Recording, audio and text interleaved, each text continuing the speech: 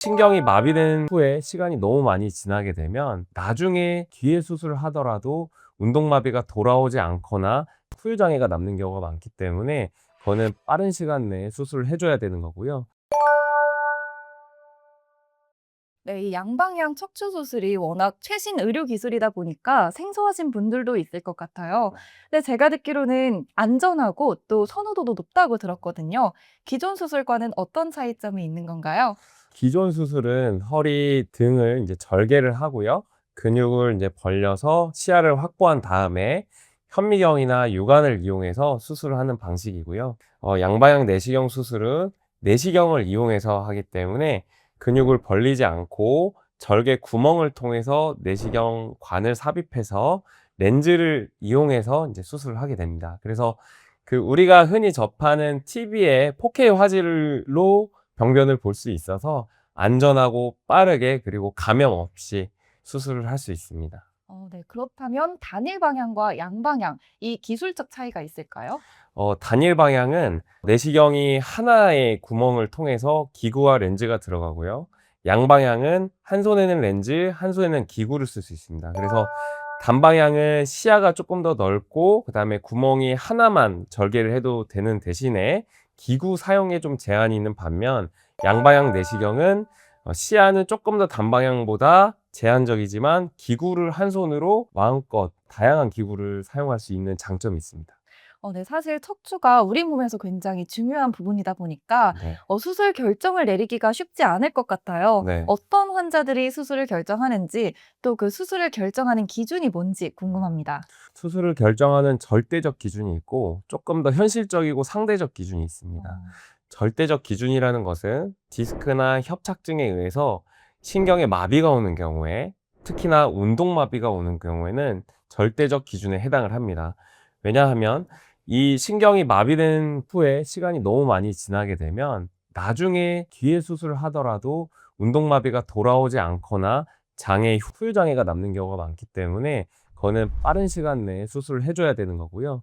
조금 더 상대적인 이제 수술 적응증을 얘기하자면 내가 통증 때문에 일상생활이 불가능하거나 아니면 잠을 못 자거나 수면 패턴이 깨지고 아니면 정말 너무 아파서 마약성 진통제를 지속적으로 복용해야 하는 경우는 수술을 통해서 통증을 없애고 일상생활을 가능하도록 만드는 것입니다. 실제 치료 사례가 궁금한데요. 네. 혹시 기억나는 환자의 에피소드가 있을까요?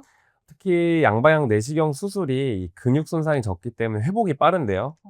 그게 딱 좋았던 사례가 어떤 환자분이 기업을 이끄는 CEO였고 일본 바이어들과 이틀 전에 이제 미팅 약속이 잡혔는데 중요한 계약이었어요. 근데 그분이 이제 걷지를 못하니까 오셨고 수술하고 나서 이틀 뒤에 퇴원을 해서 비행기를 타고 일본까지 가서 계약을 했던 사례가 있습니다. 그래서 이게 사실 절개 수술로는 그 정도 기간 내에 퇴원하고 회복하는 게 좀 어려웠을 텐데 아무래도 내시경으로 하다 보니까 회복이 빨라서 그게 가능했었던, 그래서 환자분이 굉장히 만족했던 수준이었던 것 같습니다. 음. 이게 퇴원이 굉장히 빨랐던 것 같은데 네. 보통 퇴원하기까지 얼마나 걸리는 건가요? 퇴원은 모든 수술이 전체적인 회복, 인대가 재생되고 하는 기간은 어떤 절개 수술이나 내시경 수술이나 차이가 엄청 크다고는 할 수는 없습니다. 어. 하지만 아무래도 환자가 느끼는 내가 활동하고 걷고 운동하는 데까지의 기간이 근육 손상이 적은 양방향 내시경은 한 3-4일에서 1주일 정도면 충분하고요. 네. 좀 절개 수술은 아무래도 1주일에서 2주 정도 가량이 소요가 됐던 것 음. 같습니다. 그렇다면 수술 시간은 어느 정도 소요되나요? 수술 시간은 큰 차이는 없지만 일반적인 디스크나 협착증 수술은 우리가 스킨 투 스킨이라고 합니다. 의사가 표현하기에 칼이 들어가서 마지막 꼬매는 한 땀까지의 시간을 의미를 하는데 보통 30분에서 40분 가량 소요가 되고요. 네, 논문이나 문헌에서 글로벌하게 봤을 때는 평균 1시간 반이라고는 돼 있습니다. 네, 이게 수술이다 보니까 아무래도 흉터가 남거나 부작용이 있을 수도 있을 것 같은데 네. 어떤가요? 일단 내시경 수술은 어떤 흉터나 감염률이 굉장히 낮고요. 흉터에 있어서 컴플레인 한 거를 사실 겪어본 적은 한 번도 없었습니다. 그리고 감염률도 지금 제 개인 데이터가 1,100 케이스가 조금 넘는데 아직까지는 한 건도 없었던 것 같습니다. 네. 그럼 혹시 이 수술이 고령자도 가능한가요? 제가 예를 하나 들자면 가장 고령이었던 분이 94세였습니다. 그래서 그분이 인제 카트에 실린 채로 오셨고 다리가 인제 가만히 있어도 경련이 일 정도로 협착이 심했는데 내시경 수술하고 인제 퇴원하시고 국가에서 하는 인제 아르바이트를 하셔서 돈을 벌어서 저에게 자랑을 했던 아. 예. 그래서 이게 시대가 정말 고령화가 되면서 수명도 늘고 수술이 정말 고령이어도 포기하지 않고 요즘은 많이들 하는 것 같습니다. 네, 혹시 이 수술에 대해서 또 말씀해 주시고 싶은 게 있을까요? 사실 무조건 양방향 내시경이 그 절개 수술보다 뛰어나거나 우수하다고 할 수는 없습니다. 숙련된 수술자가 하는 것이 사실 중요하고 아픈 곳을 제대로 해결하고 합병증 없이 마치는 것이 좋습니다. 그게 환자한테는 가장 중요하고요. 하지만 이 양방향 내시경이 렌즈 기술의 발달에 혜택을 봄으로써 정말 강력한 무기라는 것은 알아두셨으면 좋겠습니다. 네, 혹시 허리에 좋은 영양제가 따로 있나요?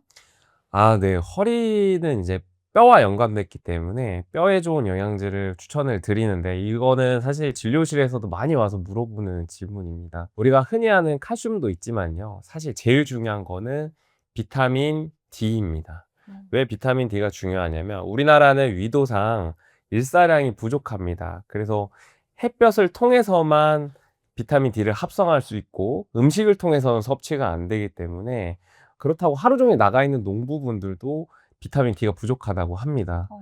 그래서 반드시 약을 통해서 먹거나 아니면 주사를 통해서 맞는 것이 우리나라 사람에게 맞는데 특히나 50 대를 넘어간 여성분들의 경우에 호르몬 수치가 떨어지면서 이 결핍이 복합이 되면서 뼈가 굉장히 갑자기 약해지는 경우가 많거든요. 어. 그래서 저는 꼭 비타민 D를 챙겨 드시도록 하고요. 또 한 가지 인제 얘기를 드리자면 이 산화 스트레스나 어떤 몸의 스트레스 그리고 일을 많이 하거나 인제 힘들면 연골이나 뼈가 약해질 수 있는데 그런 것들을 노화를 방지하는 비타민 C도 식품으로 섭취가 안 되기 때문에 제가 추천을 드립니다. 어.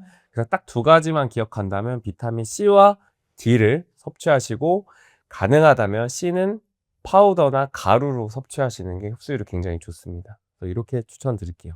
네, 그럼 마지막으로 허리 통증 때문에 고민하고 계시는 분들께 한마디 하신다면요? 네. 수술이 항상 정답이 될 수는 없습니다. 그래서 대신에 병원에 가면 무조건 수술한다고 생각하거나 시술한다고 생각하고 병원을 아예 가지 않는 분들이 있습니다. 하지만 병은 키울수록 좋지 않습니다. 김치랑 다르게 묵힐수록 좋은 게 있고 묵혀서 나쁠 게 있습니다.